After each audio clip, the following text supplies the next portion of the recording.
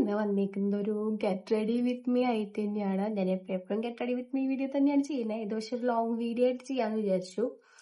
അപ്പോൾ ഞാൻ കുറച്ച് പുട്ടിയൊക്കെ ഇട്ടിട്ട് വന്നിട്ടുണ്ട്. പിന്നെ ഹെയർ എങ്ങനെ ഇരുന്നാലും അത് ശരിയാവണില്ല. എങ്ങനെ ചെയ്താലും എന്ത് ചെയ്താലും അത് ശരിയാവണില്ല. അപ്പൊ അത് നോക്കിയിട്ട് കാര്യമില്ല. അപ്പൊ ഞാൻ ഒരു വിധത്തിൽ അഡ്ജസ്റ്റ് ചെയ്ത് വെച്ചിട്ടുണ്ട്. പിന്നെ ഇതെന്ന് പറഞ്ഞിട്ടുണ്ടെങ്കിൽ ഭയങ്കര ആഡംബരമായിട്ടുള്ള ഒരു ഗെറ്റ് റെഡി വിത്ത് മീ ഒന്നും അല്ല. എല്ലാം സാധാരണ പോലെയൊക്കെ തന്നെ ഉള്ളത് തന്നെയാണ്. ഓക്കെ, അപ്പൊ ഞാൻ ഇങ്ങനൊരു ഇതിലിട്ടിട്ടുണ്ട്.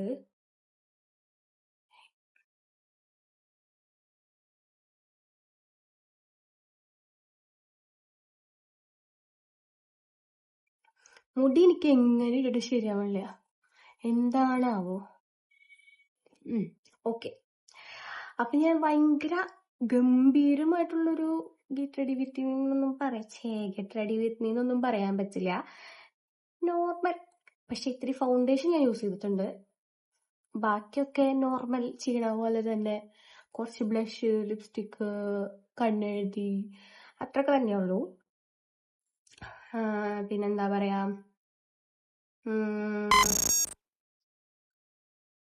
നിങ്ങൾക്ക് ഞാൻ എന്തൊക്കെ വീഡിയോസ് ഇടണം എന്നുള്ളൊരു സജഷൻസ് കമന്റ് ബോക്സിൽ കമന്റ് ചെയ്യുക. അപ്പൊ ഞാൻ അതിനനുസരിച്ചുള്ള വീഡിയോസ് ഒക്കെ ചെയ്യാം. ഞാനിങ്ങനെ ഓൺ വോയിസ് ഇങ്ങനെ ഇതുവരെ സംസാരിച്ചിട്ടില്ല കുറെ ടൈം. സോ അതുകൊണ്ടാണ് എനിക്ക് ഇത്രയ്ക്ക് വിക്കലും തപ്പലൊക്കെ വരണേ. അപ്പൊ നമുക്കത് ചെയ്ത് സെറ്റ് ആവുമല്ലോ. അപ്പൊ അങ്ങനെ ചെയ്യാം. അപ്പൊ ഇന്ന് വീട്ടിൽ ആരുമില്ല. അപ്പൊ ഞാൻ വിചാരിച്ചു ഇന്ന് തന്നെ നമുക്കിത് സ്റ്റാർട്ട് ചെയ്യാം. വോയിസ് ഓവർ കൊടുക്കാനായിട്ട് ഇത്രയ്ക്ക് പ്രശ്നമില്ല. പക്ഷെ ഈ ഇങ്ങനെ സംസാരിക്കണത് സെറ്റ് ആവാണ്ട് ഇങ്ങനെ പെട്ടെന്ന് പറയുമ്പോ ഭയങ്കര ബുദ്ധിമുട്ട്. അപ്പൊ നമുക്കിനി ബോറടിപ്പിക്കാണ്ട് നേരെ വീഡിയോയിലേക്ക് കിടക്കാം. അപ്പൊ ഞാൻ മോയ്സ്ചറൈസർ ഇട്ട് തുടങ്ങിയപ്പോഴാണ്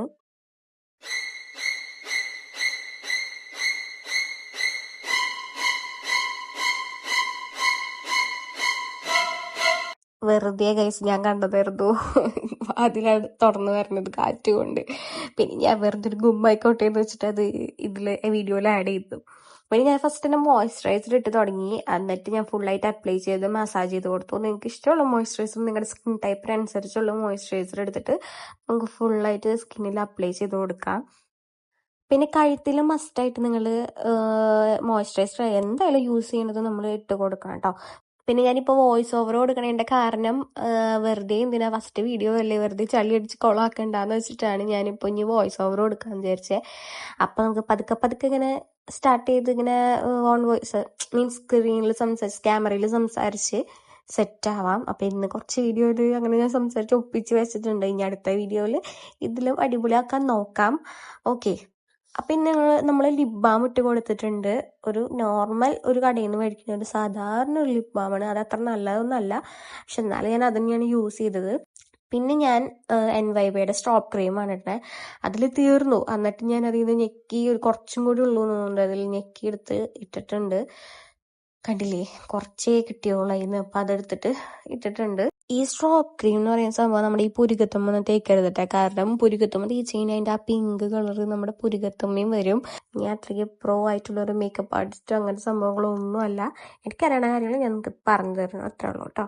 പിന്നെ ചെയ്യണ കാര്യങ്ങൾ എൻ്റെ സ്കിന്നിന് ഹാംഫുൾ ആവാത്ത രീതിയിൽ ഞാൻ നോക്കിയിട്ടൊക്കെയാണ് ചെയ്യുക.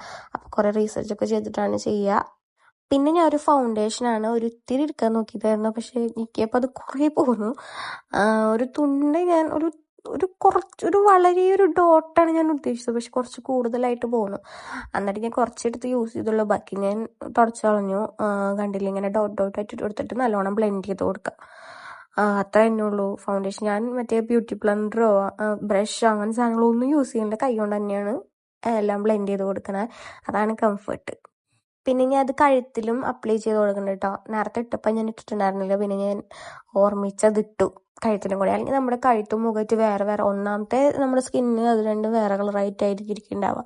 പിന്നെ ഇങ്ങനെയും കൂടി നമ്മൾ ഫൗണ്ടേഷനൊക്കെ കൂടി ഇടുമ്പോൾ തന്നെ അത് വീണ്ടും ഭയങ്കര വിയേർഡായിട്ട് ഇരിക്കുന്നുണ്ടാവും. അപ്പം നമ്മൾ കഴുത്തിലും കൂടി ഇടാൻ വേണ്ടിയിട്ട് മറക്കണ്ട കേട്ടോ.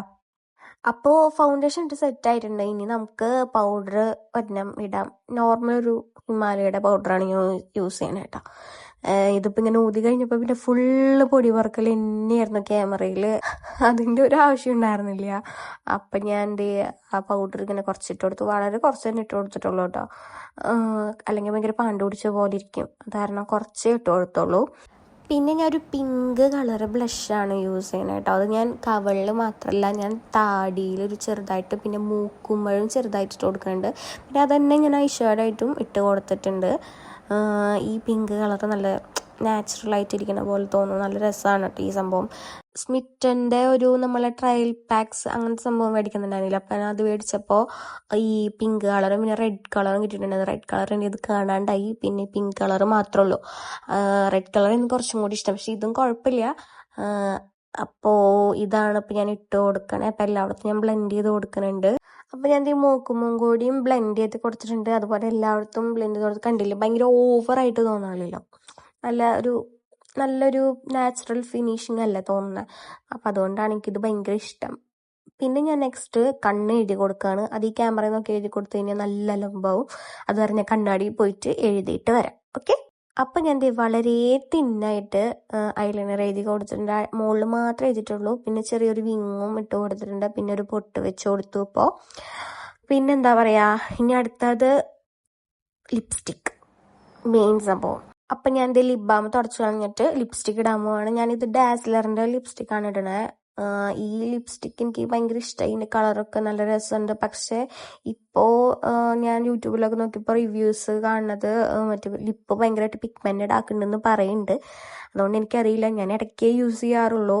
ഷെയ്ഡും കാര്യങ്ങളൊക്കെ നല്ല അടിപൊളിയാണ് കേട്ടോ. പക്ഷെ ഇതെന്താ പിഗ്മെൻറ്റേഷൻ വരണേന്ന് എനിക്ക് അറിയണില്ല. പിന്നെ ഇതിന് പ്രൈസും ഭയങ്കര കൂടുതലൊന്നുമില്ലല്ലോ. വളരെ അഫോർഡബിൾ ആയിട്ടുള്ള പ്രൈസിലാണല്ലോ നമുക്ക് കിട്ടണേ. അപ്പോൾ അതുകൊണ്ടായിരിക്കാം പിഗ്മെൻറ്റേഷനൊക്കെ വരണേ. അപ്പോൾ യൂസ് ചെയ്യണവർ ഇടയ്ക്ക് വല്ലപ്പോഴൊക്കെ യൂസ് ചെയ്താൽ മതി. വെറുതെ പിഗ്മെൻറ്റേഷൻ വരുത്തി വെക്കേണ്ട. അത് ഇനി പിന്നെ കളയാൻ വേണ്ടിയിട്ട് അതിലും വലിയ പാടായിരിക്കും. അപ്പം ഞാൻ ദേ ഫുള്ളായിട്ട് ലിപ്സ്റ്റിക്ക് ഇട്ട് കൊടുത്ത് കഴിഞ്ഞിട്ടുണ്ട്. ആ കോർണറിലൊക്കെ ഇട്ട് കൊടുത്തിട്ടുണ്ട്. മുടിയും കൂടി സെറ്റായി കഴിഞ്ഞ് കഴിഞ്ഞാൽ നമ്മുടെ ഈ ഒരു മേക്കപ്പ് ഇവിടെ കംപ്ലീറ്റ് ആയി. മുടി എന്ന് പറഞ്ഞിട്ടുണ്ടെങ്കിൽ എനിക്ക് പകുതി ഭാഗം സ്മൂത്തനിങ് ചെയ്തിട്ടുണ്ട്. അത് കാരണം ഇത് വളർന്നൊരു കുറച്ചായിട്ടുണ്ട്. അത് കാരണം പകുതി മുടി എൻ്റെ ഒറിജിനൽ മുടിയും പകുതി മുടി സ്മൂത്തനിങ് ചെയ്ത മുടിയായിട്ടാണ് കെടുക്കണേ. അപ്പം അതായത് എങ്ങനെ ഇട്ടാലും ഒരു മെനയില്ലാത്ത രീതിയിലാണ് ഇത് കെടുക്കാറ്. അപ്പോൾ ഇത് ഇപ്പോഴും അങ്ങനെ തന്നെയാണ് കിടക്കുന്നത്. അപ്പം ഞാൻ അഡ്ജസ്റ്റ് ചെയ്തൊരു വിധത്തിൽ സെറ്റാക്കി വെച്ചിട്ടുണ്ട്. കുഴപ്പമില്ലാന്ന് തോന്നുന്നു. ഓക്കെ. അപ്പം എങ്ങനെയുണ്ട് വീഡിയോ? നിങ്ങൾക്ക് ഇഷ്ടപ്പെട്ടോ? ഞാൻ മേക്കപ്പ് ചെയ്തത് എങ്ങനെയുണ്ടെന്നൊക്കെ നിങ്ങൾ കമൻറ്റ് ചെയ്യാൻ മറക്കരുത്. നിങ്ങൾക്ക് എന്തെങ്കിലും സജഷനോ കാര്യങ്ങളോ അങ്ങനത്തെ എന്തെങ്കിലുമൊക്കെ ഉണ്ടെങ്കിൽ എന്തായാലും കമൻറ്റ് ചെയ്യാൻ മറക്കരുത്. വീഡിയോ ഇഷ്ടപ്പെടാന്നുണ്ടെങ്കിൽ സാധാരണ എല്ലാവരും പറയണ പോലെ സബ്സ്ക്രൈബ് ചെയ്യുക, കമൻറ്റ് ചെയ്യുക, ലൈക്ക് ചെയ്യുക, ഷെയർ ചെയ്യുക. ഓക്കെ. അപ്പം ഇനി അടുത്ത വീഡിയോയിൽ കാണാം. ബൈ.